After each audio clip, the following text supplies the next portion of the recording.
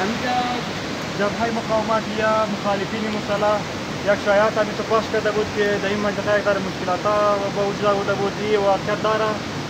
این یک چند نفر در این کواس پیدا شده و چیز قدم شما چیزی که دستگیر کردن چیزش گم شد بلا رفته ولی آرامش است فعلا وضعیت چی رقم است؟ ولی وضعیت بسیار آرام است. شما در این وضعیت خوش هستید از عبارت اسلامی خوش هستید؟ ما آزاد باشید شما بسیار خوش هستید.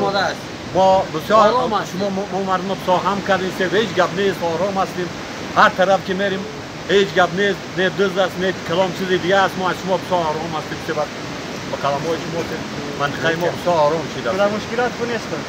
نه نیست ما از شما بسیار ازارات خوشی داریم که بازار باشیم با کلام‌های شما دیگه ما شما دیگه هیچ چیزی نیست.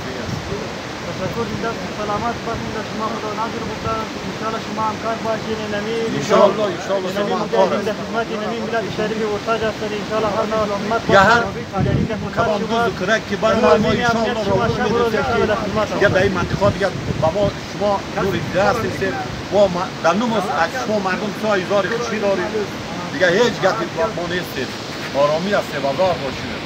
تشکر دیدم سلامت باشین دیگه تمام خدمت باشه در خدمت ان شاء الله هر مشکلی که با ما شید ما با شما را خوب می‌دیم.